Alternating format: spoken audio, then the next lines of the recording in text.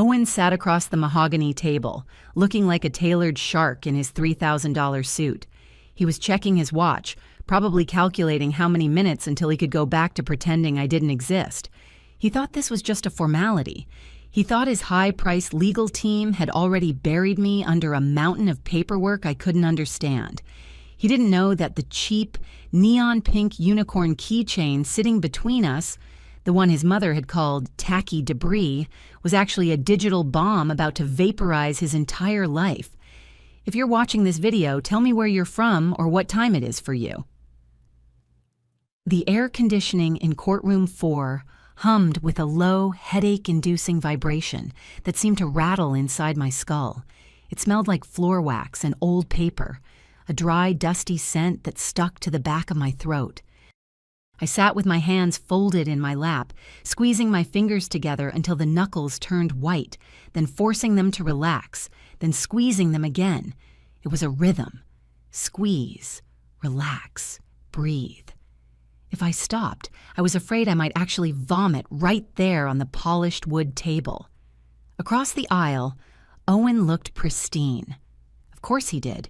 He was wearing the charcoal gray suit, the one we'd bought in Italy 3 years ago, the one he claimed was his closer suit. He wasn't looking at me. He was busy picking a piece of lint off his cuff, his face bored, detached. He looked like he was waiting for a bus, not the dissolution of his marriage. I watched him and felt that familiar spike of panic in my chest, the one that said I was making a mistake, that I was crazy, that I should just apologize and go home. That was the voice he had planted there, watered and pruned for 6 years. I swallowed hard, tasting bile. Look at him, I told myself. Really look at him. He wasn't the man who had charmed me in that art gallery. He was a stranger with a jawline I used to kiss and eyes that had looked right through me for the last 24 months. His solicitor, a man named Sterling who looked like he was carved out of expensive soap, leaned over and whispered something in Owen's ear. Owen smirked. It was a tiny, barely there twitch of his lips, but I saw it. It was the smirk he used when he watched reality TV shows about hoarders, a mix of amusement and superior pity. Mrs. Ashford? The voice snapped my head up. Judge Holloway was staring at me over the rim of her spectacles. She was a formidable woman, sharp angles and no-nonsense hair. I felt like a schoolchild called to the principal's office. "Yes, Your Honor," I said. My voice was steadier than I expected. It sounded like someone else's voice, a braver version of me. "You indicated in your filing that you have additional evidence to present regarding the division of assets and conduct?" The judge glanced at her paperwork, her brow furrowing slightly. "Yes," I said again. I reached into my bag. My hand brushed against the cool plastic of the object. I pulled it out and set it gently on the table. It was a USB drive housed in a rubber keychain shaped like a cartoon unicorn. It was neon pink with a rainbow mane and wide, goofy eyes. In this room of dark wood, leather binders, and gray suits, it looked like a hallucination. I saw Owen's eyes flicker toward it. For a second, he looked confused. Then he recognized it. I saw the recognition hit him like a physical slap. His posture stiffened. That unicorn had been attached to my car keys for 4 years. He hated it. He used to tell me to hide it when we went to valet parking because it was infantile. "What is this?" Judge Holloway asked, peering down from the bench. "That," I said, pointing a trembling finger at the pink plastic horse, "is everything." Sterling stood up, buttoning his suit jacket with a practiced, fluid motion.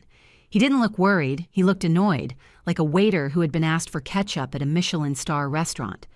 "Your Honor," Sterling said, his voice smooth and rich, "we were not made aware of any digital evidence. This is highly irregular. We are here to finalize the separation agreement based on the financial disclosures already provided." I kept my eyes on the unicorn. I couldn't look at Owen yet. If I looked at him and saw that confident, condescending mask, I might lose my nerve. I had to focus on the object. Inside that cheap plastic casing was the truth. It was the only thing I owned that was real anymore.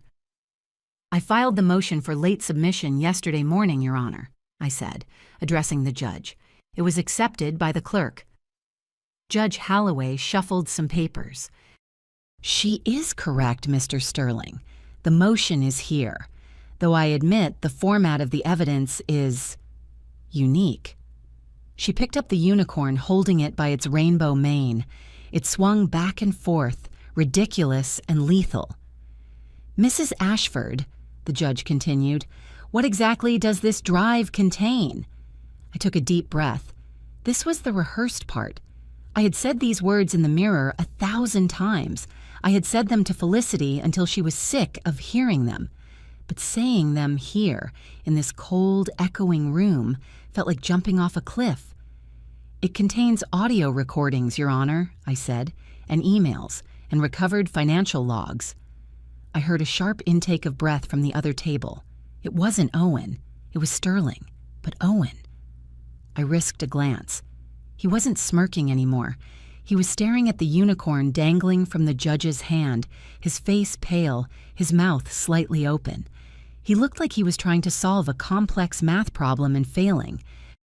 Financial logs? Sterling said, his voice losing a fraction of its smoothness.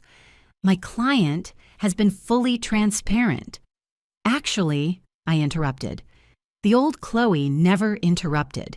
The old Chloe would have waited for permission, but the old Chloe was dead, buried under 6 years of passive-aggressive comments and gaslighting. He hasn't. That drive contains proof of a shell company called Blue Horizon. It contains the transfer receipts for $112,000 moved out of our joint accounts over the last 18 months, and it contains recordings of Owen discussing those transfers with his mother. Silence dropped over the room like a heavy blanket. You could hear the hum of the lights. You could hear the scratch of the court reporter's machine. Owen shifted in his chair. Chloe, he said. It was the first time he had spoken. His voice wasn't angry. It was that soft, concerned tone he used when he wanted to manipulate me. The tone that meant, "You're having one of your episodes again." Chloe, darling, he said, leaning forward. I don't know who you've been talking to, but this is paranoid. You know how you get when you're stressed. There it was, the toxic benevolence. He wasn't calling me a liar. He was calling me crazy. He was framing my accusation as a symptom of my own mental fragility. It was a masterclass. 6 months ago, I would have crumbled. I would have thought, maybe he's right. Maybe I am misunderstanding. He handles the money. I'm not good with numbers. But not today. I'm not stressed, Owen, I said, my voice flat. And I'm not paranoid. I know about the account. I know about the apartment in the city. And I know what you and Constance said on Christmas Eve. At the mention of Christmas Eve, the color drained out of his face so completely he looked like a wax figure. He slumped back in his chair, his hand going to his tie, loosening it as if he suddenly couldn't breathe. Judge Holloway looked from me to Owen, her eyes narrowing. She set the unicorn down on her desk with a definitive clack. Mr. Sterling, she said, her voice icy, I suggest you and your client take a moment. We will recess for 15 minutes to allow you to review the contents of this unicorn. If what Mrs. Ashford says is true, irregular won't begin to cover the trouble you are in. 7 years ago, I wasn't a woman holding a grenade in a courtroom.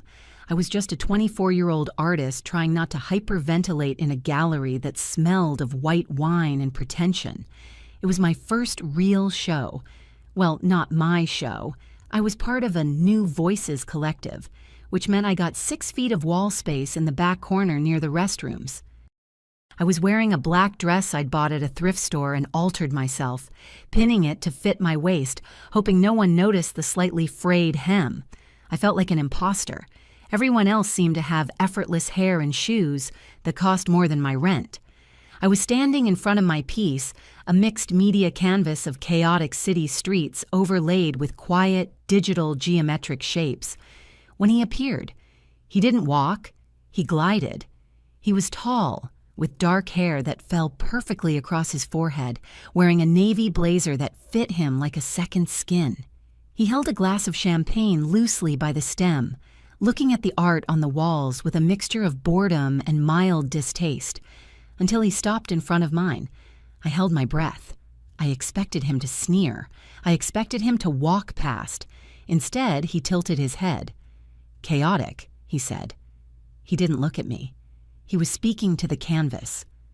I was trying to capture the noise," I stammered, stepping forward.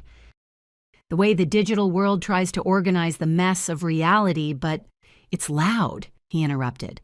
He turned to me then, and the force of his attention was like a spotlight. He had eyes that were a startling clear blue, but in a good way. It screams for attention.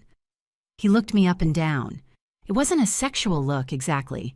It was the way someone looks at a house they might buy, checking the foundation, assessing the potential. "I'm Owen," he said, extending a hand. His palm was warm, dry, and confident. "Chloe," I said, shaking it. My hand felt small and clammy in his. "Chloe," he repeated, testing the name. "It suits you. A bit soft, but classic." I blinked. Soft? I didn't feel soft. I felt like an exposed nerve. "Thank you?" "I'll take it," he said, pointing at the canvas. "What?" "The painting. I'm buying it, and the other two next to it." I stared at him. The price tags were small, but they were there. $300 each. For him to buy all three without even asking the price, it was unfathomable money to me at the time. That was rent. That was groceries for a month. Are you sure?" I asked. "You haven't even looked at the others properly." He smiled, and it was dazzling. It made me feel like I was the only person in the room. I don't need to. I trust my gut. When I see something with potential, I acquire it. Acquire. He didn't say buy or collect. He said acquire. I missed the distinction then. I was too busy being flattered, too busy calculating how many bills I could pay. I didn't realize that he wasn't just talking about the art. He was looking at the girl in the thrift store dress, the one who looked desperate for validation, and he was taking out his wallet for her, too. "Let's get dinner," he said. It wasn't a question. "To celebrate your sale. There's a French place around the corner. The lighting is terrible, but the wine list is decent." I can't leave my station," I said, weaky. "Don't be silly," he said, taking my elbow. His grip was firm, guiding me away from the wall. "You've already sold out. Your job here is done. Come on, Chloe, let me treat you. You look like you could use a decent meal." It sounded so kind. "You look like you could use a decent meal." It framed me as a charity case, and him as the benefactor. And like a fool, I let him lead me out the door. The next 6 months were a blur of expensive wine, white tablecloths, and the dizzying sensation of falling. Owen didn't just date me. He overwhelmed me. He filled every empty space in my life before I even realized they were empty. He sent flowers to my apartment, not just a bouquet, but massive architectural arrangements that didn't fit on my tiny IKEA table. "To brighten up this space," the card read. It felt like a criticism of my apartment disguised as a gift, but I told myself I was being ungrateful. He took me shopping. "You have an artist's eye," he'd say, standing outside a boutique I'd never dared to enter. "But you hide yourself in those baggy clothes. Let's find something that honors your shape." Inside, he would sit in the velvet armchair while the sales assistants brought me dresses. I'd come out in something I liked, a bold pattern or something colorful, and he would tilt his head, frowning slightly. "It's fun," he'd say gently. "But is it you? It feels a bit costumey. Try the navy one. It's more elegant." And I would try the navy one, and he would beam. "There she is," he'd whisper.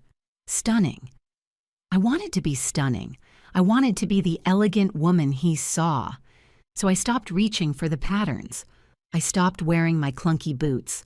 I started dressing like the woman on his arm rather than the woman I was. I remember one night at a restaurant that had 3 Michelin stars and a waiting list of 6 months. I was looking at the menu, panicked because there were no prices and the ingredients were in French.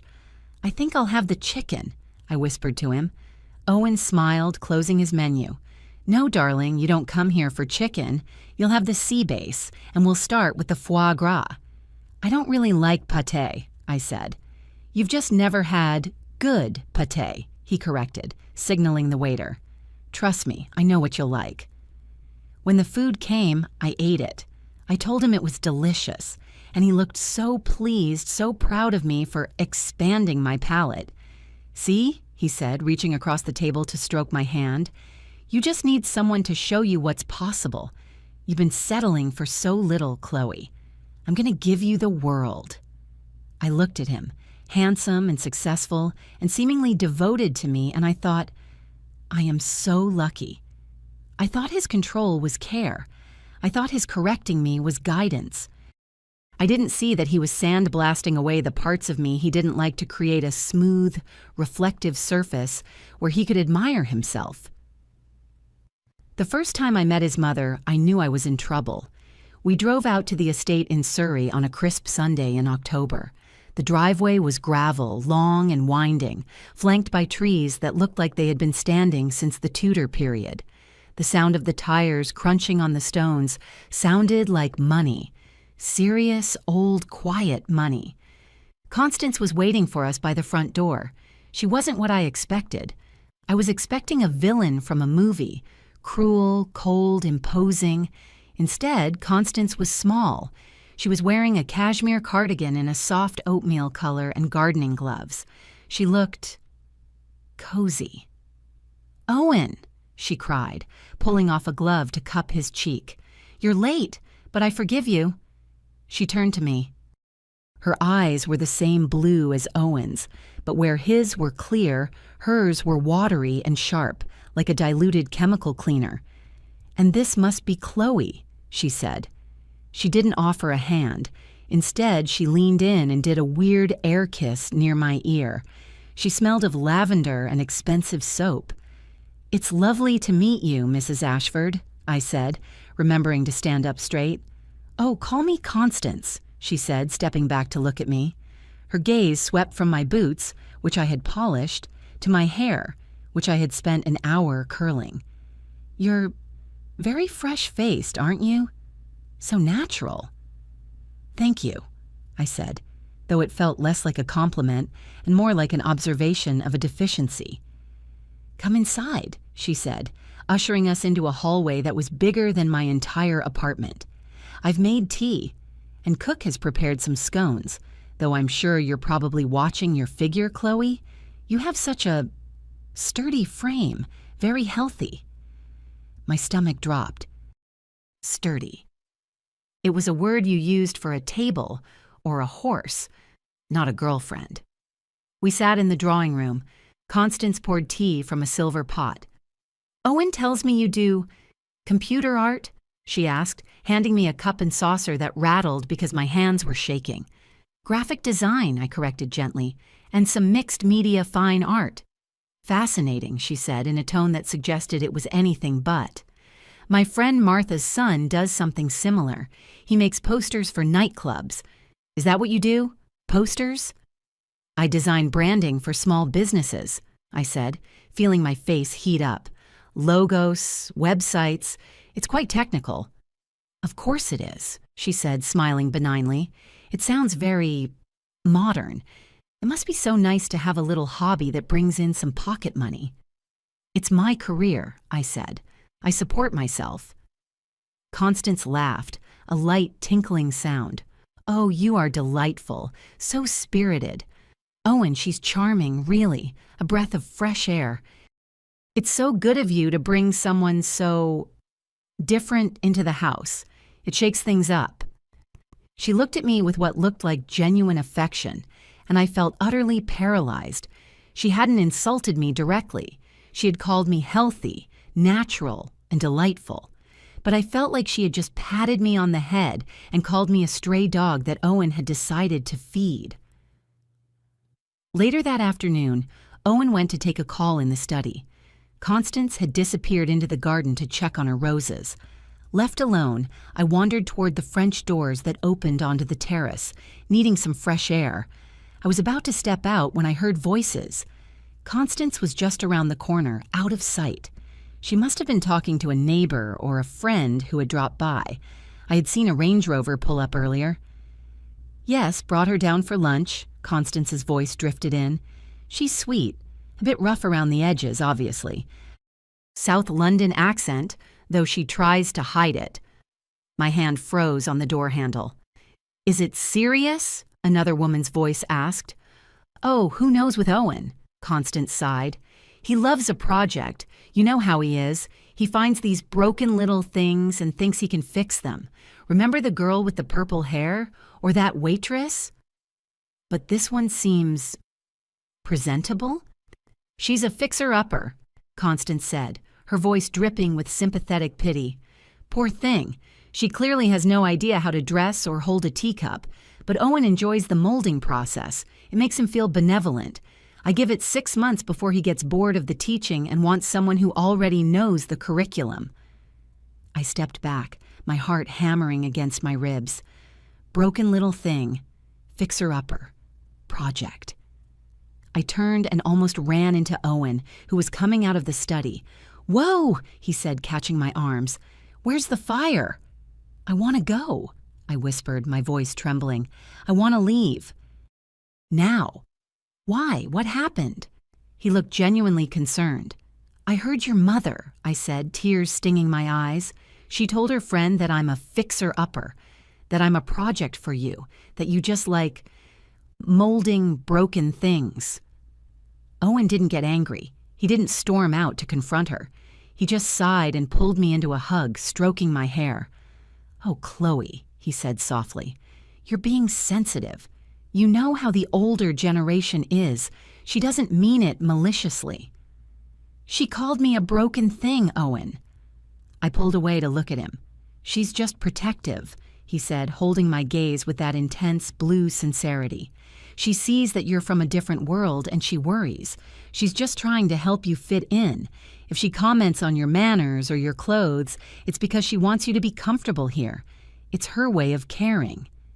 "It didn't sound like caring," I sniffed. "That's because you're insecure," he said. It wasn't an accusation. It was stated like a fact. "You feel out of place, so you're projecting that onto her. Trust me. She likes you. You just need to stop looking for insults and start accepting the help. Okay?" He smiled, that warm, winning smile. "Do it for me? Just relax and let us take care of you." I looked at him, and I felt the fight drain out of me. He made it sound so logical. I was the insecure one. I was the one projecting. He was just being good to me. "Okay," I whispered. "I'm sorry." "Good girl," he said, kissing my forehead. "Now go wash your face. You look a mess." The wedding day wasn't a day. It was a production. A military operation funded by the Ashford estate, where I was less of a bride and more of a prop that needed to be in specific lighting at specific times. I was standing in the bridal suite, a room with ceilings higher than my childhood home, staring at my reflection. The dress was beautiful. It was silk, hand-embroidered, and cost $12,000. It was also not the dress I had chosen. I had wanted something vintage, lace, soft. Constance had vetoed it gently over tea 3 months prior. "Oh, darling, lace can look so dingy in photographs, like old curtains. We need something structural, something that says Ashford."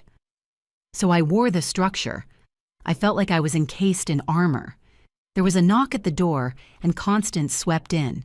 She wasn't wearing white, but her pale silver gown was aggressive in its brightness. She held a bouquet in her hands. "Here we are," she trilled, handing it to me. I looked down. It was a tight, spherical arrangement of white orchids and stiff lilies. "Where are the wildflowers?" I asked, my voice small. "I ordered. I spent weeks finding that florist. I wanted the bluebells and the daisies. Constance laughed, adjusting a stray hair on my forehead. Oh, Chloe, the florist called me. Apparently, the wildflowers were wilting. They looked like weeds, honestly. We couldn't have people thinking we couldn't afford proper blooms, could we? So I had them upgraded. You're welcome. I looked at the stiff, waxy orchids. They looked dead in a different way. Preserved, frozen. I wanted to scream. I wanted to throw them against the wall. She changed my flowers. She didn't even ask. But then the overthinking engine kicked in. She paid for the wedding, I told myself. The venue, the catering, the dress. If I complain about the flowers, I'm a brat. I'm the ungrateful girl from South London who doesn't understand luxury. Owen will be disappointed if I make a scene. Just smile, just hold the expensive dead things, and smile. Thank you, Constance, I said. They're very elegant. Good girl, she said, patting my cheek. Now let's get you out there. The lighting is perfect, and we don't want to keep the senator waiting. I walked down the aisle to music I hadn't picked, towards a man who looked like a prince, holding flowers that felt like plastic. And when Owen lifted my veil and whispered, "You look perfect," I wondered if he was talking to me, or the version of me his mother had finished assembling 5 minutes ago. 3 months later, the trap didn't snap shut. It gently closed while I was sleeping. I was stressed. I had 3 deadlines for freelance clients: a bakery, a small tech startup, and a local charity. I was working at the dining table at 9 in the evening, surrounded by sketches and empty coffee mugs, my hair a mess. Owen walked in, loosening his tie. He smelled of the city, exhaust fumes and expensive cologne. He stopped and looked at me, his brow furrowing in that look of deep, pained concern. "Chloe," he sighed, dropping his briefcase. "Look at you." "I know," I said, rubbing my temples. "I'm behind. The bakery wants a total rebrand by Friday, and the logo files are corrupt, and why are you doing this to yourself?" He came over and started massaging my shoulders. His hands were strong, warm. It felt amazing. It made me want to cry. "Because it's my job, Owen. I have to pay my share of the bills." "Your share?" He laughed softly. "Darling, the electricity bill in this house is more than that bakery pays you in a month." I froze. It was true.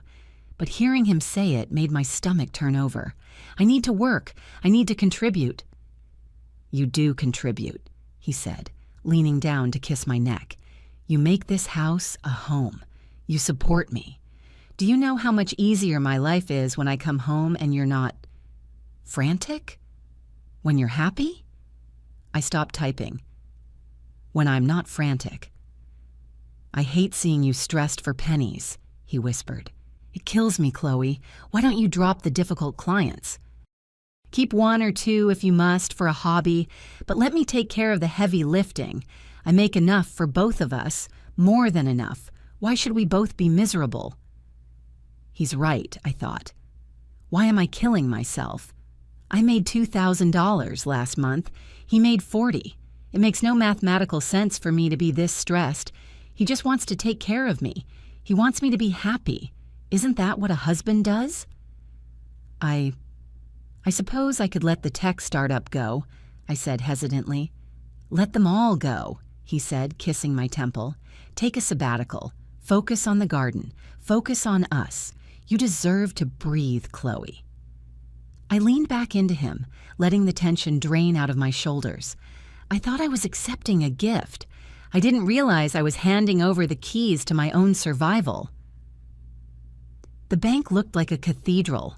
Marble floors, high ceilings, hushed voices. We were sitting in a glass-walled office with a personal banker named Mr. Henderson, who had a tie clip that probably cost more than my first car. "It makes sense to consolidate," Owen was saying, signing a document with a heavy gold fountain pen. "Simplify the outgoings." He slid the paper to me. "Just sign here, darling." I looked at the document. Joint account authorization. It meant my savings, my checking, Everything I had scraped together over 5 years of freelancing would be merged with his massive inheritance and salary. A little alarm bell rang in the back of my head. My mom always said, "Have your own running money, Chloe." Always. Do I keep my own checking account?" I asked, looking at Mr. Henderson. Owen laughed, a short, sharp sound. "Chloe, we're married. What's mine is yours. Why would you need a separate account? Unless you're planning to run away?" He smiled when he said it, turning it into a joke. Mr. Henderson chuckled politely. I'm being paranoid again, I thought. He's sharing his wealth with me. He's adding me to an account with hundreds of thousands of dollars in it, and I'm worried about my tiny $4,000? I'm being ungrateful. "No, of course not," I said, forcing a smile. I picked up the pen. It felt heavy. I signed my name. "Excellent," Mr. Henderson said. He opened a drawer and pulled out 2 envelopes. He handed a sleek black metal card to Owen. The primary platinum reserve. Then he handed a blue plastic card to me, and the supplementary debit card for Mrs. Ashford. I looked at the 2 cards. His was metal. Mine was plastic. His was primary. Mine was supplementary. "Does this have a limit?" I asked, holding the blue card. "We can set a daily spending limit for security," Owen interjected smoothly. "Let's say $500? Just in case it gets lost. Chloe can be a bit scatterbrained with her purse." Scatterbrained? I've never lost a wallet in my life. But Mr. Henderson was nodding, tapping on his keyboard. Prudent. Very prudent. I sat there, clutching my plastic card, feeling like a child who had been given an allowance. I had just signed away my autonomy for safety, and the cage door had clicked shut with a polite, marble-echoed sound. 6 months later, it was a Tuesday. Owen had called me at noon. "The partners are coming for dinner tonight, last minute. I need you to do that roast lamb thing, and get the good wine, the vintage red from the specialist shop." I was at the checkout of the high-end organic market Owen insisted we use. The conveyor belt was loaded with rack of lamb, organic rosemary, truffle oil, 3 bottles of $80 wine, and imported cheeses. The total on the screen was $412.50. I swiped the blue card. Declined. The cashier, a teenager with a nose ring who clearly hated her job, sighed loudly. "It didn't go through." "Oh," I said, feeling the heat rise up my neck. "That's odd. Try it again." "It's probably the chip." She rolled her eyes and did it again. Harder this time. Declined. "It's declined, lady," she said. I could feel the people behind me. A woman in a yoga outfit looked at her watch. A man in a suit shifted his weight impatiently. I don't understand," I stammered. "There's plenty of money." I pulled out my phone. My hands were shaking so bad I almost dropped it. I dialed Owen. Ring. Ring. Ring. "Voicemail," his recorded voice said. "Leave a message." "Owen," I whispered into the phone, turning away from the cashier. "Owen, pick up. The card is declining. I'm at the store. There's a line." I called again. Ring. Ring. Ring. Nothing. "Lady, do you have another card?" the cashier asked. I didn't. I had closed my personal account. I had $12 in cash in my wallet. I can't pay," I whispered. "Void," the cashier yelled to a manager 3 aisles away. "I need a void on register 4. Every head turned. The woman in yoga pants let out a loud, audible huff. Unbelievable. I wanted to dissolve. I wanted to turn into vapor and float away into the ventilation system. I had to leave the groceries, the lamb, the wine, the cheese, all sitting there on the belt like an accusation. "I'm sorry," I choked out. "I'm so sorry." I walked out of the store, my face burning, tears pricking my eyes. I sat in my car in the parking lot for 20 minutes, staring at the steering wheel, waiting for my heart to stop racing. Why did it decline? Did I spend too much? Did I buy that coffee yesterday? Is $500 the limit for the week? No, he said daily. Did I mess up? I must have messed up. I was in the kitchen chopping vegetables I had bought at the cheap corner store with my cash when Owen came home. "Where's the lamb?" he asked, looking at the chicken breasts on the counter. "And is that supermarket wine?" He picked up the bottle, looking at the label like it was poison. "The card declined," I said, my voice tight. I didn't turn around. I was chopping carrots aggressively. Chop, chop, chop. "What?" "The card. It declined. In front of everyone. I called you twice." Owen sighed, the long, weary sigh of a man dealing with an incompetent employee. "Chloe, I was in a deposition. I can't just pick up the phone to chat about groceries." "It wasn't a chat. I was humiliated, Owen. Why did it decline?" He walked over to the fridge and got a bottle of water. "Well, how much did you spend yesterday?" "Nothing. I bought gas." "And the day before?" "I don't know, lunch, a book?" "Right," he said, leaning against the counter. "And did you track it?" "Because the limit is strict, Chloe. It's for security. If you nickel and dime it all week on coffees and magazines and then try to buy $400 of wine, the algorithm flags it." "I haven't bought magazines," I protested. "I've barely spent anything." He gave me a look, a pitying look. "Darling, you're not good with numbers. We know this. You probably just lost track. It happens. It's fine. We'll eat the chicken. I'll just apologize to the partners and tell them, well, I'll tell them the butcher was closed. I don't want to embarrass you." I'm not good with numbers, I thought. I ran my own business for 5 years. I did my own taxes. Since when am I not good with numbers? But looking at his calm face, I started to doubt. Maybe I did spend it? Maybe gas was more than I thought? Maybe I am scatterbrained? "I'm sorry," I whispered. The words tasted like ash. "It's okay," he said, kissing the top of my head. "Just be more careful next time. Write it down if you have to." The dinner party was a disaster, but not because of the chicken. I was upstairs getting dressed. I had put on the red dress, the one I had bought for myself a year ago. It made me feel bold. Owen walked in, buttoning his cuffs. He stopped. "Red?" he said. "Is it too much?" "It's a bit aggressive," he said, "for a Tuesday, and Bob's wife is very conservative. I don't want them getting the wrong idea." "What idea? That I like red?" "That you're seeking attention," he said simply. "Wear the black sheath, the one with the high neck. It's more dignified." I took off the red dress. I put on the black dress. I felt like I was putting on a uniform. At dinner, I sat at the foot of the table. The conversation was about interest rates and golf. I knew nothing about either. I focused on my chicken, trying to cut it into perfectly even squares. "So, Chloe," Bob asked, turning to me. He was a large man with a red face. "Owen says you're retired now, enjoying the lady of leisure life." "Oh, I'm not retired," I said, looking up. "I'm just taking a break. I actually have an idea for a new design series I want to start." "Really?" Bob smiled. "What kind of thing?"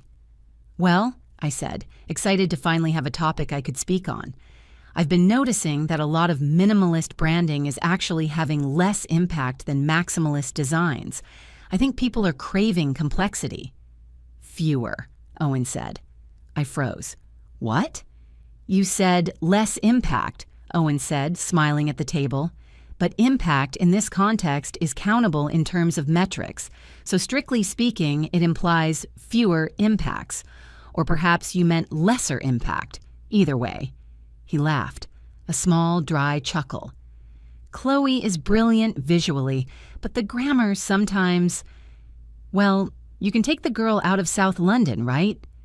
The table laughed. Bob laughed. "Oh, my wife is the same," Bob said. "Can't spell to save her life." I sat there, my mouth open slightly. He had interrupted my one moment of passion to correct my grammar, and he was wrong. Less impact was perfectly correct. Impact was an uncountable noun in that sentence. "He's doing it on purpose," a tiny voice screamed in my head. "He's trying to make you look stupid." But then I looked at his face.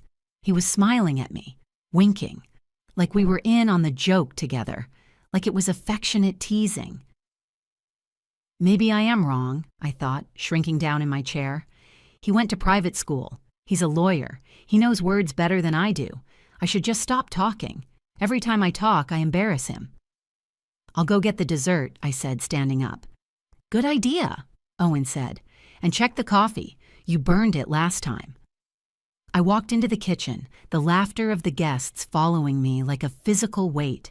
I leaned against the refrigerator and pressed my hot forehead against the cold metal. I was disappearing. Piece by piece, word by word, dollar by dollar. The Chloe who painted chaotic cities was gone. There was only Mrs. Ashford, the scatterbrained wife who couldn't use a credit card or speak proper English. The isolation didn't happen with a bang. It happened with a whisper. Felicity came over on a rainy Thursday. It was the first time in months. She walked into the hallway shaking her umbrella, her bright orange raincoat dripping onto the marble tiles. Jesus, Chloe, she laughed, looking around at the pristine beige walls, the abstract sculptures, the complete lack of clutter. It looks like a hotel lobby in here. Do I need a key card to use the bathroom? I laughed. I wanted to laugh. It did look like a hotel lobby. It was exactly what Owen wanted. Clean, impressive, impersonal. It's minimalist, I said, taking her coat. Owen likes clear surfaces. He says it helps him think. Right, Felicity said, wandering into the living room and flopping onto the cream sofa. And what does it help you do? Levitate? Owen walked in then. He had been in the study, but of course he heard the front door. He was wearing his weekend casual look, which was still a cashmere sweater and pressed chinos. Felicity, he said, smiling that tight, polite smile he reserved for service staff and my relatives. Good to see you. I see you've made yourself at home. He glanced at her boots, which were resting near the edge of the cream rug. Hey, Owen, Felicity said, not moving her feet. Just telling Chloe she needs to put some paint on the walls, maybe a splatter chart, something with a pulse. Owen chuckled. It was a low, resonant sound that didn't reach his eyes. Always the critic. Can I get you a drink, or are we sticking to cheap beer today? Water's fine, Felicity said, her smile tightening. The visit lasted an hour. It felt like a Cold War negotiation. Felicity tried to talk about our old art classes, about the messy nights in Brixton. Owen sat in the armchair, listening with an expression of bemused patience, occasionally checking his watch. When she left, I felt a physical ache in my chest. I missed her. I missed the noise. She's spirited, Owen said, closing the door behind her. He turned the deadbolt with a solid thunk. She's my best friend, I said defensively. She's just joking. Is she? Owen walked over to me, placing his hands on my shoulders.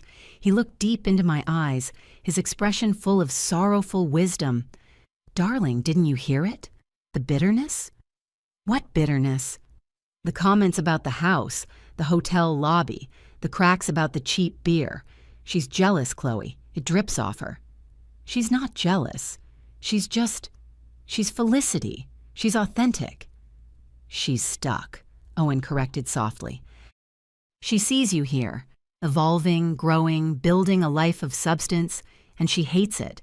She wants to drag you back down to her level, to the grime and the struggle, because if you succeed, it proves she's failed. I pulled away slightly. That's not fair. I'm just protecting you, he said, his voice dropping to a whisper. I saw how drained you were after she left. You looked exhausted. People like that, they're energy vampires. You don't need that toxicity now. You're an Ashford. Am I drained? I wondered. I felt tired, yes. But was it Felicity? Or was it the tension of trying to mediate between my past and my husband? Maybe he's right, the overthinking engine whispered. She did make fun of the rug. Maybe she does resent me. Maybe I'm just too stupid to see it. I suppose she was a bit negative, I murmured. Exactly, Owen said, kissing my forehead. Let's just take a break from her, for your own mental health. And just like that, Felicity was gone. Not banned, just pruned, like a dead branch that was blocking the view.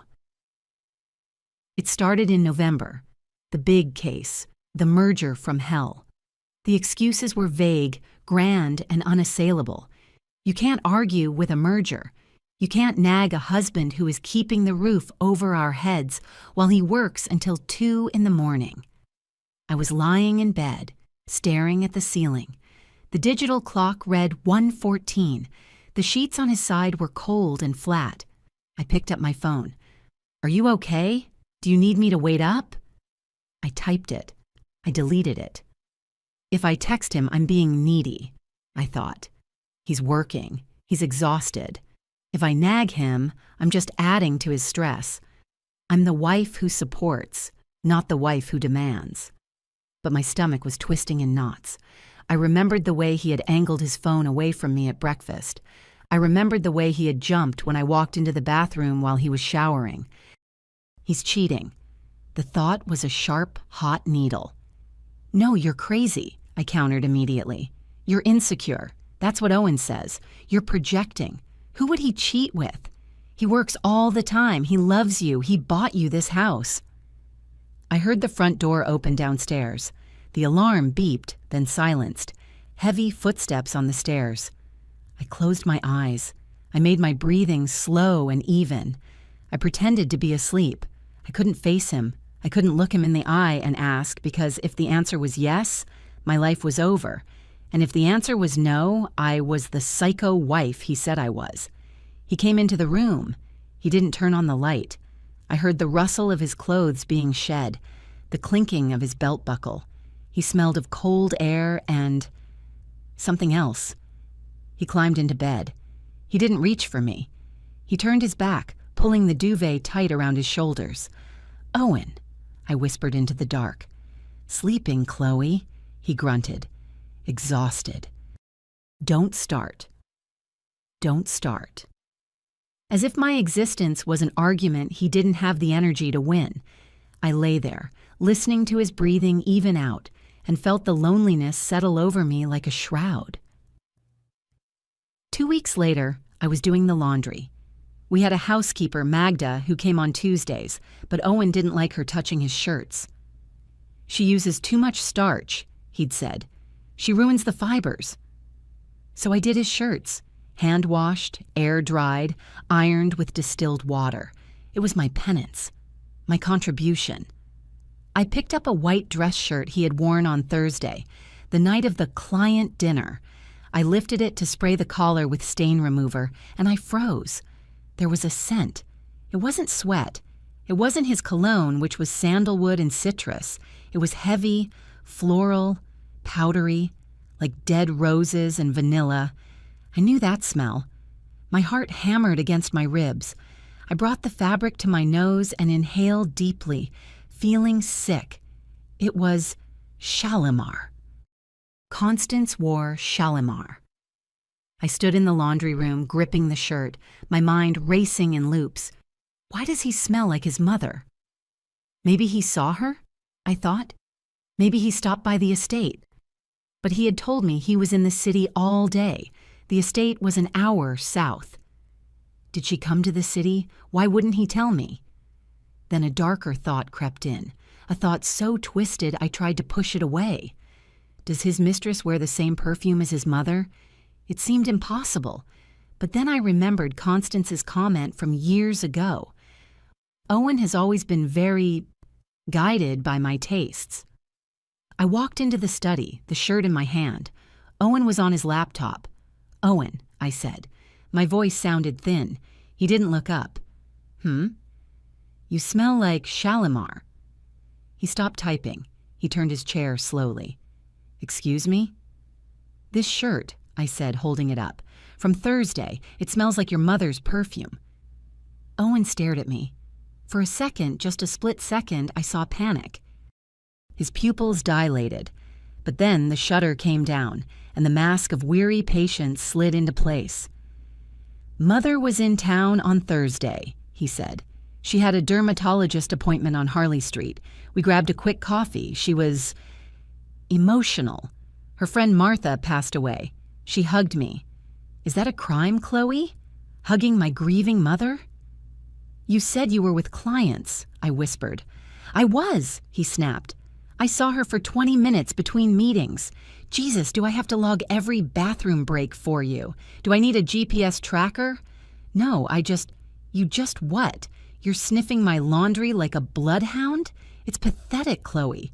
Really, it's beneath you. He turned back to his screen. Wash the shirt and stop inventing mysteries where there are none. I walked back to the laundry room. I put the shirt in the water. I scrubbed it until my knuckles were red. He's lying. My gut screamed. Martha died 3 years ago, but I didn't say it. I didn't go back in. I scrubbed the scent away, watching the soapy water turn gray, washing away the evidence because I was too cowardly to face the truth. It was raining. A cold, miserable December sleet that turned the London streets into gray slush. I was driving back from the garden center. Constance had requested specific winter pansies for the terrace when the engine of my 10-year-old hatchback stuttered. It coughed, shuddered violently, and died. I coasted to the side of the A road, hazard lights blinking weakly. Cars zoomed past, spraying dirty water onto my windshield. I sat there for a moment, gripping the steering wheel. Don't panic, call Owen. He'll help. I dialed. Ring, ring. This is Owen Ashford. I am currently unavailable. I dialed again. And again. On the 4th try, he picked up. Chloe, I'm in a strategy meeting. This better be an emergency. The car died, I said, my voice trembling. I'm on the A23. It's freezing, Owen. The engine just cut out. Well, call the breakdown service, he said, his voice impatient. Why are you calling me? I don't have the membership number. It's on your account, the joint account. I don't have time to look that up right now, Chloe. The partners are waiting. Owen, please, it's getting dark. I'm scared. You're an adult, he said coldly. Figure it out. Google a tow truck. Use your card. I have to go. Click. I stared at the phone. Figure it out. I looked at the dashboard. The temperature gauge read 2 degrees. I didn't have data on my phone plan. Owen had downgraded it to the basic package because I was always on Wi-Fi at home. I couldn't Google a tow truck. I sat there as the cold seeped through the glass into my bones. I realized then, with a clarity that hurt more than the cold, that I wasn't his wife. I wasn't his partner. I was an inconvenience. If I froze to death on this roadside, he would be annoyed that he had to arrange the funeral during a busy work week. I got out of the car. I locked it, and I started walking. I walked 3 miles in the sleet to the nearest petrol station, my boots squelching, my hair plastered to my skull, crying hot, angry tears that mixed with the rain. By Christmas Eve, I was a wire pulled so tight I was humming. I had decided that this was it, the final stand. I would host the perfect Christmas. I would cook the food Constance liked. I would decorate the house like a magazine. I would prove to them once and for all that I was worthy, that I was an Ashford. I spent 3 days in the kitchen. I woke up at 5 in the morning to start the stock. I went to 4 different butchers to find the specific breed of organic goose Constance had mentioned once in passing. It cost $180. I paid cash, using money I had hidden in a shoebox. Birthday money from my aunt, spare change I had saved. I was terrified to use the card, terrified it would decline again. I made cranberry sauce from scratch, popping each berry by hand. I made 3 types of stuffing. I polished the silver until my fingers were gray and cramping. If I do this right, I told myself, whisking brandy butter until my arm burned, Constance will smile. Owen will look at me with pride. He'll touch my arm and say, "You did good, darling." And we'll be okay. We'll be a team again. I was bargaining with the universe. I was trading labor for love. At 4 o'clock, the oven timer went off. The goose was perfect. Golden, crisp, smelling of sage and richness. I ran upstairs to change. I put on the green velvet dress Owen had approved.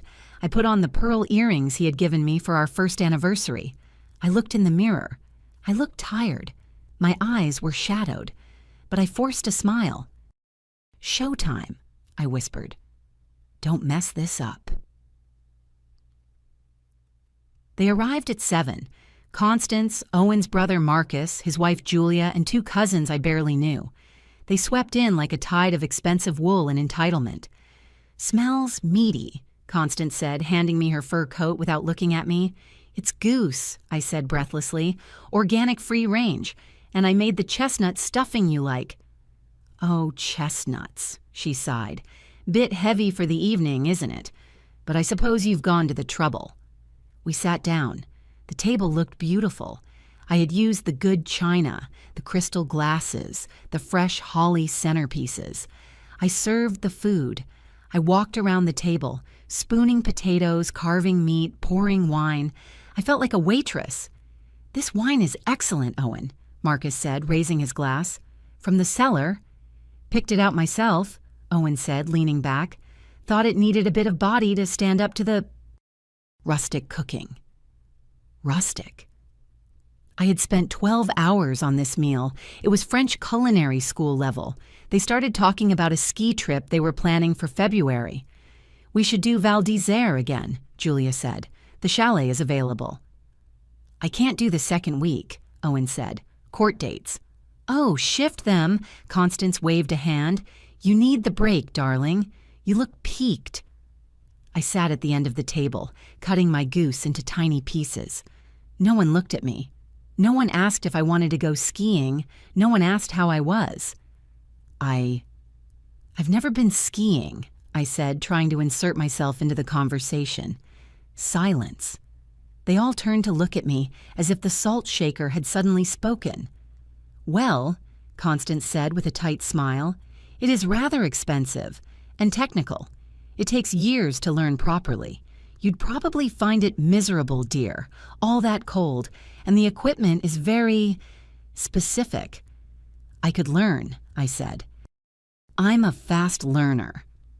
"It's not about learning, Chloe," Owen said, not looking at me. He was picking a piece of gristle out of his teeth. "It's about culture. It's not really your scene. You'd be bored." He turned back to Marcus. "Anyway, about the chalet."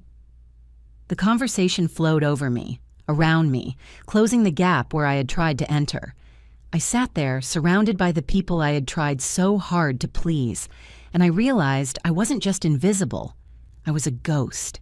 I was a servant they allowed to sit at the table. I looked at Owen. He was laughing at something Julia said, his face animated, alive. He looked happy. He was happy because I wasn't there. Even though I was sitting right next to him, I put down my fork. The silver clicked against the china. No one heard it. "I'll get dessert," I whispered. I stood up and walked to the kitchen. My legs felt heavy, like I was wading through water. I pushed through the swinging door into the bright, harsh light of the kitchen and leaned against the counter, staring at the perfect, untouched chocolate torte. And then I heard them. The voices carried through the thin gap in the door. "God, she tries so hard, doesn't she?" Marcus laughed. "It's painful," Constance's voice, sharp, clear, like watching a dog walk on its hind legs. You almost want to applaud the effort, even if it is grotesque. "Mom," Owen said. "He's going to defend me." I thought desperately. He's going to stop them. "Mom, keep it down," Owen said. "She's in the kitchen. I don't want a scene tonight. I'm too tired to deal with her crying." I slid down the cabinets until I hit the floor. I wrapped my arms around my knees and buried my face in the green velvet dress. I didn't cry. I couldn't. The pain was too big for tears. It was a vast, hollow silence that swallowed everything. I sat on the cold tiles, hugging my knees, trying to make myself smaller. The gap under the swinging door was a thin line of light, slicing across the dark kitchen floor. Through it, the voices drifted in, distorted but terrifyingly legible. "It's just the timing, Mother," Owen was saying. His voice wasn't slurred, despite the wine. It was calm, pragmatic. We can't do it before the fiscal year ends. The bonus structure relies on me being stable. A messy divorce right now would spook the partners." "Oh, darling, it won't be messy," Constance cooed. I could hear the smile in her voice. "We've been so careful. She has no idea about the restructuring. Does she?" "No," Owen laughed. A short, sharp bark. "She thinks Blue Horizon is a cleaning company I hired for the office. She signed the transfer papers without even reading them. I told her it was an insurance update." My breath hitched. Blue Horizon. I remembered that 3 months ago. He'd put a stack of papers in front of me while I was watching a movie. "Just standard admin, babe. Sign here and here. It keeps you on my health insurance." I had signed them. I had signed them with a heart over the I in my name because I was trying to be cute. I had signed away. "What?" "See," Constance said. "She's a child, a sweet, dim child. Honestly, Owen, we're doing her a favor. She's drowning in this life. She's always anxious, always trying too hard. When we cut her loose, she can go back to, well, wherever people like her go, Brixton or a commune. She'll be happier with her own kind." Her own kind. The toxicity was so layered it was almost impressive. She wasn't destroying me. She was liberating me. She was framing my destruction as an act of mercy. "I suppose," Owen murmured. "It's just 6 years, Mom. It feels like a waste." "It wasn't a waste," Constance corrected firmly. "It was a lesson. You needed to rebel. You needed to play house with the commoner to realize why standards exist. Consider it a tuition fee. Now, about the settlement. Have you moved the liquid assets from the joint savings?" "Done last week," Owen said. "The account she sees is just a mirror. The actual funds are in the Cayman shell. If she leaves, she gets the $4,000 in her allowance account and the Honda. That's it." "Generous," Constance declared. "More than she brought in." I pressed my hand over my mouth to stop the scream. The Honda. My car. The one that broke down on the A road. That was my severance package. 6 years of cooking, cleaning, ironing, supporting, loving, valued at a 10-year-old hatchback and $4,000. I should have burst through the door. I should have thrown the chocolate tort at them. I should have screamed until the windows rattled. But the overthinking engine was spinning so fast it was generating its own gravity. If I go out there, I thought, staring at the line of light, what happens? Owen is a lawyer. Constance is Constance. They'll gaslight me. They'll say I misunderstood. They'll say I'm hysterical. Owen will look at me with that pitying expression and say, "Darling, you're having an episode." And then what? Then they know I know. If they know I know, they'll lock me out. They'll change the passwords. They'll drain that $4,000 before I can blink. They'll kick me out tonight on Christmas Eve, and I have nowhere to go. No money, no car that works, no friends. I realized with a jolt of cold terror that I was a hostage. I was a hostage in a velvet dress, trapped in a house I didn't own, with a man who was actively plotting to erase me. "She's taking a long time with that cake," Julia's voice piped up. "Do you think she's eaten it?" Laughter. General, warm, family laughter. "I better go check," Owen said. Chair legs scraped against the floor. Panic flared. "He's coming." I couldn't be found on the floor. I couldn't be found crying. I scrambled up. My legs were numb. I grabbed the cake stand. My hands were shaking so hard the porcelain rattled. I forced myself to breathe in, out. You are an actress. You are playing the role of the dumb, happy wife. Action. I pushed through the door just as Owen reached for the handle. "There you are," I chirped. My voice sounded high, brittle, like glass about to shatter. "Sorry, I dropped the serving spoon, had to wash it." Owen looked at me. He scanned my face. He was looking for cracks. He was looking for signs that his little spy operation had been compromised. I widened my smile. I tilted my head. I channeled every ounce of dim sweetness I had left. Who wants chocolate? Owen relaxed. His shoulders dropped. We all do, darling. Come on, Mom was just saying how hardworking you are. He put his hand on the small of my back to guide me to the table. His hand felt like a branding iron.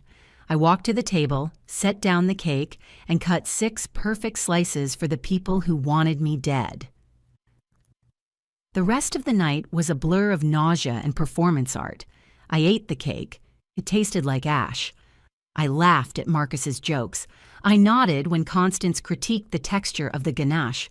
When they finally left at 11:30, I felt like I had run a marathon. God, I'm beat, Owen said, locking the front door. He turned to me, yawning. Good job, babe. The food was adequate. Mom seemed pleased enough. Adequate. I'm going to bed, I whispered. Yeah, go on. I'm going to have a nightcap, watch some news. I walked upstairs. Every step felt heavy. I went into the bathroom, locked the door, and turned on the shower. I didn't get in. I just sat on the bath mat, fully dressed, and let the sound of the water drown out the sound of my own hyperventilating. He hates me, I thought, rocking back and forth. He doesn't just not love me, he disdains me. I am a tuition fee. I am a lesson in rebellion. I looked at my face in the mirror. The mascara was perfect. The lipstick was intact. I looked like Mrs. Ashford. I have to leave, I told the reflection. Tonight. No, the logical voice countered. You have $12. You can't leave. You need evidence. If you leave now, you get the Honda. If you stay, if you play the game, maybe you can get back what you lost. I turned off the shower. I changed into pajamas. I got into bed. When Owen came up an hour later, I lay perfectly still. I controlled my breathing. I felt the mattress dip as he got in. He smelled of scotch and satisfaction. He reached over and patted my hip. Night, Chloe. It was a reflex, a muscle memory of affection. It made me want to scream. I wanted to sit up and claw his eyes out. Instead, I let out a soft, sleepy sigh. I murmured. Night. He turned over. Within 5 minutes, he was snoring. I lay there in the dark, my eyes wide open, staring at the back of his head, plotting the murder of the woman I used to be. Christmas Day was a wash. We exchanged gifts. He gave me a scarf, beige. I gave him a vintage watch I had saved for 6 months to buy. He glanced at it and said, nice. We drove to the estate for lunch. I played the part. I smiled until my face hurt. But the next morning, Boxing Day, Owen had his tradition. The boys' club lunch, no wives allowed. I'll be back around 4, he said, checking his reflection in the hallway mirror. Don't wait up if you want to, do a puzzle or something. Do a puzzle. Have fun, I said, kissing his cheek. The moment the door closed, the timer started. It was 10 a.m. I had 6 hours. I ran to the kitchen and grabbed my burner phone, my old mobile from before the marriage, the one I kept in a drawer for emergencies, even though it had a cracked screen and no SIM card. I connected it to the Wi-Fi. I downloaded a messaging app. I found Felicity's handle. My thumb hovered over the screen. She hates me, I thought. I cut her off. I chose him over her. She's going to laugh in my face. But I had no one else.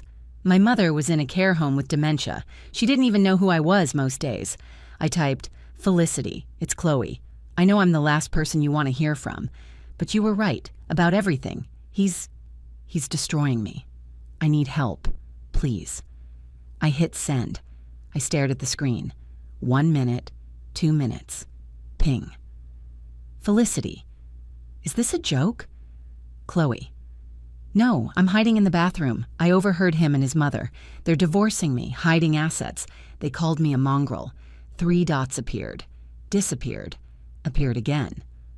Felicity. The bastard. I knew it. I knew he was a reptile. Chloe. I have no money, no lawyer. I don't know what to do. Felicity. You need proof, hard proof, emails, bank statements. Do you have access? Chloe. No. He handles everything. Felicity. Then you need to get access. Be a spy, Chloe. Find the dirt. I'm coming to pick you up at 5. Pack a bag. Chloe. I can't leave yet. I need the evidence first. Felicity. Okay, I'll stay by the phone. Get the receipts, Chloe. Burn him to the ground. I lowered the phone. A tear slid down my nose. Burn him to the ground. It sounded terrifying. It sounded beautiful. I had 5 hours and 50 minutes left. I started with the physical search. I felt like a criminal in my own home. I went into his study. The sanctum, he called it. It smelled of leather and secrets. I opened the desk drawers. Nothing. Just pens, stationery, some old contracts. I checked the filing cabinet. It was locked. Think, Chloe. Where does he hide keys? I looked under the potted plant. Nothing. I felt along the top of the door frame. Nothing. He's arrogant, I thought. He doesn't think I'm a threat. He wouldn't hide the key in a safe. He'd hide it somewhere I wouldn't think to look because he thinks I'm stupid. I looked at the bookshelf. Rows of legal thrillers and biographies of great men. There was a hollow sound when I tapped the wood paneling at the back of the bottom shelf. No, that was movie stuff. I checked his golf bag in the corner. I unzipped the side pocket where he kept his teas. Bingo, a small silver key. My hands shook as I unlocked the filing cabinet. I pulled it open. Files, hundreds of them. Ashford Estate Trust. Tax returns, 2018-2022. House deed. I flipped through the tax returns. They looked normal, but then tucked inside the 2023 folder, I found a letter. It was from a bank in the Isle of Man. Dear Mr. Ashford, regarding the capitalization of Blue Horizon Holdings. I grabbed my phone and snapped a picture. My hands were trembling so bad the first one was blurry. Focus, breathe. Snap. I found another letter. A receipt for an apartment rental in Kensington. Tenant, Blue Horizon Holdings. Occupant, Ms. S. Miller. Ms. S. Miller. Sarah Miller. She was the paralegal at his firm. The one with the long legs and the breathless laugh. The one who always brought him coffee when I visited the office. I felt a wave of nausea, hot and violent. He's keeping his mistress in a company apartment paid for with our money. I snapped a picture. I dug deeper. I found a credit card statement for an account I didn't know existed. The Platinum Black. Charges for jewelry, Cartier, hotels, the Ritz, and a fertility clinic? I stared at the line item. London Women's Clinic, IVF consultation. We had been trying for a baby for 2 years. Owen had told me I was the problem. He said my stress levels were making me barren. He had refused to get tested. And here he was, paying for consultations with someone else. I sank to the floor, the paper crumping in my hand. The cruelty wasn't just financial. It was biological. He was building a new family while telling me I was broken. I had the paper trail. Now I needed the digital smoking gun. I needed the emails. I needed the audio. I sat at his desk and opened his laptop. Enter password. I stared at the prompt. I tried his birthday. 4185. Incorrect password. Try again. I tried our anniversary. 6088. Incorrect password. Try again. I tried the dog's name. We didn't have a dog, but he always said he wanted a retriever named Churchill. Churchill. Incorrect password. Try again. I paused. Think like Owen. He's a narcissist, but he's also a mama's boy. His entire life is structured around her approval. I tried Constance's birthday. 9. Incorrect password. Try again. Panic started to flutter in my chest. 3 attempts left before lockout. What does he value? Money? Status? I tried Ashford Legacy. Incorrect password. 1 attempt left. I closed my eyes. I pictured Owen. I pictured him looking at himself in the mirror. I pictured him correcting my grammar. I pictured him telling me I was a project. He doesn't value me. He values his superiority. What was the phrase Constance always used? The family motto? It was on the crest in the hallway. Virtus et something. I ran to the hallway. I looked at the framed crest. Virtus et honos. Virtue and honor. I ran back to the laptop. I typed, Virtus et honos. Processing, incorrect password, system locked for 15 minutes. No! I screamed, slamming my hand on the desk. No, no, no! I paced the room. 15 minutes. I have 15 minutes to think. It wasn't the motto. It wasn't the birthday. What is the one thing Owen loves more than himself? Winning. What was the big case he won right before he bought the Porsche? The one that made him a partner? The Mallory case. I waited. The minutes ticked by on the grandfather clock like hammer blows. Tick, tock, tick, tock. The screen lit up again. Enter password. I typed, Mallory Wynn. Incorrect password. I groaned. I'm gonna fail. He's gonna come home and find me locked out of his computer, and he'll know. Then, a memory flashed. A small, insignificant moment from our first date. He had told me his favorite book, not the ones on the shelf. Those were for show. He had admitted, after 2 bottles of wine, that he secretly loved The Great Gatsby. Because, he had said, Gatsby built a god out of himself. That's the dream. I typed, Gatsby. Incorrect password. I put my head in my hands. I was done. Then I remembered the unicorn, the pink unicorn keychain I had bought him as a joke gift 3 years ago. He had laughed and thrown it in a drawer, but he had said something weird. It reminds me of that toy I had as a kid, the only one Mom let me keep. The soldier. The soldier. Constance called him her little soldier when she thought no one was listening. It was infantile. It was creepy. It was exactly the kind of secret shame he would use as a password because no one would guess it. I typed, little soldier. The little spinning wheel appeared. Welcome, Owen. The desktop opened. I let out a sob that was half laughter. Little soldier. You pathetic, arrogant man. I clicked on the email icon, and there it was, everything. I clicked on the folder labeled Project Blue. My finger hovered over the trackpad, trembling so violently the cursor jittered across the screen like a nervous fly. I opened the first email. It was dated 3 months ago from Constance to Owen. The subject line was simply, Progress. I didn't read it like a normal person reads an email. I devoured it. I swallowed the poison whole. Constance had written that she was pleased with how the asset transfer was handling. She noted that the new account in the Caymans was fully operational and that the leakage from the joint account had been successfully plugged. She wrote that it was crucial, that I remain unaware of the liquidity issues until after the papers were served. She called me the placeholder. Not a wife, not a partner, just a spot filler, a temporary object to keep the seat warm until the real life began. I scrolled down. I found a thread between Owen and Sarah Miller. I expected dirty talk.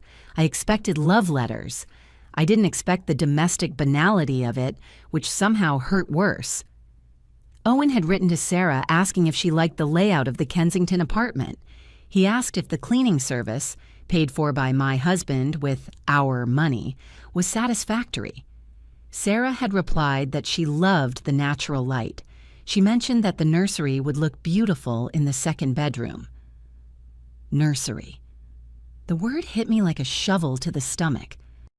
I had to lean over the wastebasket, retching dry, heaving sobs that made no sound. They weren't just having an affair. They were building a life with a baby. The baby Owen told me we couldn't have because I was too stressed. I was the problem. He hadn't just cheated on me. He had replaced me while I was still sleeping in his bed. He had built a parallel universe where he was a happy father and husband, and he had funded it by slowly siphoning the blood out of my life. I found one last email sent from Constance to Owen just yesterday. She wrote that once the divorce was finalized, they would need to do a comprehensive fumigation of the house to remove my aesthetic footprint. She suggested burning the art I had hung in the hallway. She called my paintings depressive scrawls. I sat back in the leather chair. The tears stopped. The nausea stopped. I felt something click inside my chest. It was the sound of the final lock turning. The fear was gone. The sadness was gone. All that was left was a cold, hard diamond of rage. Burn my art? I thought. No, Constance, I'm going to burn your kingdom. I spent the next hour downloading everything. I didn't just forward the emails. That was amateur hour. Owen would see the sent log. I used a USB drive I found in the drawer. I copied the PST files. I took screenshots of the bank transfers. $50,000 here, $20,000 there, all flowing into Blue Horizon Holdings. I found the incorporation documents for Blue Horizon. The director was listed as C. Ashford. Constance. She was the bank vault. He was hiding his money with his mother so the divorce courts couldn't touch it. It was fraud. It was conspiracy. It was a felony. But as I stared at the documents, the overthinking engine kicked in again. Is it enough? A good lawyer, and Sterling is a very good lawyer, could argue these were legitimate loans. They could argue Owen was paying back a family debt. They could claim Blue Horizon was an investment vehicle I knew about. It's paper. Paper can be shredded. Paper can be explained. I needed them to say it. I needed the intent. I needed the malice. I looked at the clock. 3:30. Owen would be back in 30 minutes. I ran to the living room. This was where they always had their debriefs. Owen would come home, pour a scotch, and call Constance to tell her about the lunch, or she would drop by. I looked at the layout, the cream sofa, the coffee table, the heavy curtains. I grabbed my old phone, the one with the cracked screen.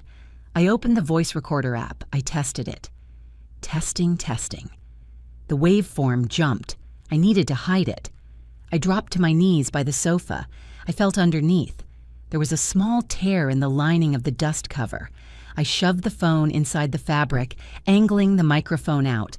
It was invisible unless you were lying on the floor. I set it to record. Battery life, 34%. It would last 4 hours. I ran back upstairs. I put the laptop back exactly as I found it. I wiped the keyboard with my sleeve to remove fingerprints. I locked the filing cabinet. I put the key back in the golf bag. I stood in the center of the room, my heart hammering a frantic rhythm against my ribs. Thump, thump, thump. I heard the front door open. Chloe? Owen's voice echoed from the hallway. I'm home. I walked to the top of the stairs. Hey, I called down. I'm just folding laundry. Owen was hanging up his coat. He looked flushed, happy. Good lunch. Marcus is an idiot, but the wine was decent. Is Mom here yet? I froze. Constance is coming? Yeah, she called. Said she left her scarf or something. She's 5 minutes away. Perfect. It was terrifying, but it was perfect. I retreated to the bedroom. I sat on the edge of the bed, staring at the floor. I couldn't hear them from here, not clearly. I had to trust the phone under the sofa. 10 minutes later, I heard the doorbell. Then Constance's voice. Then the clink of glass. I waited. I waited for 45 minutes. 45 minutes of staring at the second hand on the clock. 45 minutes of imagining them downstairs, laughing, drinking, planning the fumigation of my life. I needed to get that phone. If I left it there, the battery would die, or the cleaner would find it, or the recording would overwrite. I had to go down there while they were in the room. I stood up. I smoothed my dress. I am the dim, sweet wife. I repeated. I am the scatterbrained Chloe.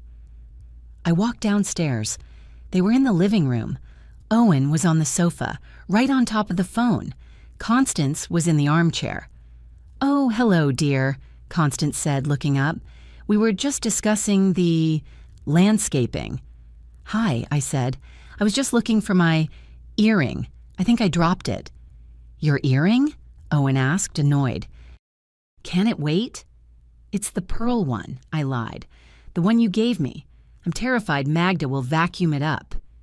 I dropped to my knees on the rug. I crawled around the coffee table. "Honestly, Chloe," Constance sighed, "you are like a child sometimes, crawling on the floor." "I know, I'm sorry," I said, inching closer to the sofa. "I'm so clumsy." I reached under the sofa skirt. My fingers brushed the dust cover. I felt the cold glass of the phone. Owen shifted his weight. The springs creaked above my hand. "Did you find the file?" Constance asked Owen, ignoring me. "Yes," Owen said. "The Blue Horizon transfer is cleared. 112,000. It's invisible." "Gotcha." My fingers closed around the phone. I pulled it out, keeping it cupped in my palm, hidden by my sleeve. "Found it!" I cried, holding up my other hand, pinching empty air. "Oh, thank God." I stood up, sliding the phone into my pocket. My heart was beating so hard I thought my vision would blur. "Wonderful," Constance said dryly. "Now run along, dear. We have boring tax matters to discuss." "Okay," I said. "I'll be upstairs." I walked out of the room. I didn't run. I walked. But every step felt like walking on a tightrope over a pit of spikes. Back in the bedroom, I stopped the recording. I put in my earbuds. I listened. The audio was crisp. Owen: "The Blue Horizon transfer is cleared. 112,000. It's invisible." Constance: "And the lawyer?" Owen: "Sterling says if we serve her in January, she'll be too broke to contest it. She doesn't have the funds for a forensic accountant. She'll take the Honda and be grateful." Constance: "Good. She's such a mongrel. I always hated how she looked in the family photos." It was done. I had the gun, the bullets, and the fingerprints. I grabbed my gym bag. I didn't pack clothes. I didn't pack toiletries. I packed the Project Blue file I had printed. I packed the USB drive with the emails. I packed the phone with the recording, and I packed the pink unicorn keychain. I put on my coat. I walked downstairs. The living room door was closed. I could hear the murmur of their voices. I walked to the front door. I put my hand on the brass handle. It was cold. This was the handle I had polished. This was the door I had decorated with wreaths. This was the house I had tried so hard to make a home. I looked at it one last time. The beige walls, the spotless floors. It was a mausoleum. I opened the door. "Chloe?" Owen's voice. He had opened the living room door. He was standing in the hallway holding a glass of scotch. "Where are you going?" I froze. I didn't turn around. "I'm going to the store," I said. "We're out of milk." "Take the car," he said. "It's raining." "I'd rather walk," I said. "I need the air." "Fine," he said, turning back to his mother. "Don't be long. I want dinner at 7. "Okay," I whispered. I stepped out into the dark. I closed the door behind me with a soft click. I walked to the gate. Then I started to run. I ran past the manicured hedges. I ran past the neighbors' expensive cars. I ran until my lungs burned and the cold air stung my throat. I ran toward the lights of the main road where Felicity was waiting in her beat-up Ford Fiesta, ready to help me burn it all down. Back in the present, the silence in courtroom 4 was absolute. Judge Holloway had been listening to the audio for 3 minutes. Her face had gone from professional neutrality to a look of profound, disgusted shock. The recording played through the court speakers. It was the part where Constance called me a mongrel. Constance's voice, tinny but clear. "She's such a mongrel. I always hated how she looked in the family photos. Just make sure she leaves with nothing, Owen. I don't want her contaminating the accounts any longer." Judge Holloway hit the stop button. The silence that followed was heavy, like the air before a thunderstorm. She looked at Owen. Owen was gripping the edge of the table. His knuckles were white. The sweat on his upper lip was now a visible sheen. He wasn't looking at the judge. He was looking at the table, his jaw working furiously. Sterling, the polished lawyer, had stopped taking notes. He had closed his folder. That was the lawyer equivalent of waving a white flag. "Mr. Sterling," Judge Holloway said. Her voice was quiet, dangerous. "Do you have a defense for this?" Sterling stood up slowly. "Your Honor, the provenance of this recording is perfectly clear," the judge snapped. "It corroborates the financial documents Mrs. Ashford has provided, the documents showing a shell company in the Cayman Islands, the documents showing the transfer of marital assets to purchase real estate for a third party." She turned her gaze to Owen. It was a withering look. "Mr. Ashford. In my 20 years on the bench, I have seen greed. I have seen adultery. But rarely have I seen such a calculated, systematic attempt to defraud and dehumanize a spouse." Owen opened his mouth. "Your Honor, it was complex financial planning." "It was fraud," Judge Holloway cut him off. "And it was cruelty." She picked up her pen. "I am freezing all assets held by Blue Horizon Holdings immediately. I am ordering a full forensic audit of your accounts, Mr. Ashford and your mother's accounts. If I find 1 cent of marital money has been moved, I will hold you in contempt." She looked at me. Her expression softened. "Mrs. Ashford, I am granting your motion for emergency support. You will be awarded full access to the marital funds pending the final settlement, and given the evidence of tuition fees." She glared at Owen. "I am inclined to award Mrs. Ashford the lion's share of the estate. You wanted her to be a lesson, Mr. Ashford? Consider school in session." The gavel banged. It sounded like a gunshot. "All rise." I stood up. My legs felt shaky, but I didn't collapse. I felt light. I felt like I was floating. I gathered my bag. I picked up the pink unicorn keychain from the judge's desk. She had nodded for me to take it. I turned to leave. Chloe. Owen was standing in the aisle. He looked wrecked. His hair was messy, his tie crooked. The shark had been definned. "Chloe, wait," he said, reaching for my arm. "We can fix this. It's a misunderstanding. The recording. I was just agreeing with her to shut her up. You know how she is." I looked at his hand on my sleeve, the hand that used to comfort me, the hand that had signed the papers to erase me. I didn't pull away. I just looked at him. "I know exactly how she is, Owen," I said, "and I know exactly how you are." "I love you," he whispered. It was a desperate, pathetic lie. "Don't do this. We're a team." I laughed. It was a real laugh this time. "We were never a team, Owen. I was an acquisition, and now I'm a divestment." I gently removed his hand from my arm. "Goodbye, little soldier." I walked past him. I walked past Sterling, who wouldn't meet my eyes. I walked out the double doors into the corridor where Felicity was waiting. She jumped up from the bench, her eyes wide. "Well?" I held up the pink unicorn. "We got him," I said. Felicity screamed and hugged me, lifting me off the ground. I told you the unicorn was magic." We walked out of the courthouse together into the bright, cold London sunlight. Behind me, I could hear Owen shouting at his lawyer, his voice rising in panic. It was just noise. Chaotic, meaningless noise. I took a deep breath. The air smelled of exhaust and coffee and rain. It smelled like freedom. I didn't know where I was going next. I didn't know how I would rebuild. But I knew one thing for sure. I would never, ever be anyone's project again. Ainda. Life is loud and colorful and mine. The divorce is still ongoing, but it's effectively over. The forensic audit found everything. Owen had hidden nearly $400,000. The judge was so furious she awarded me 70% of the marital assets plus legal fees. Owen had to sell the Porsche to pay Sterling. Constance is currently under investigation for tax fraud regarding the Blue Horizon shell company. Apparently, the tax authorities take a dim view of using offshore accounts to hide income. I heard from a mutual friend that she's been banned from the local garden club because of the scandal. Petty? Yes. Satisfying? Incredibly. I moved into a loft in East London. It has exposed brick and drafty windows, and I love it. I painted the walls teal. I have a rug that looks like a spilled paint can.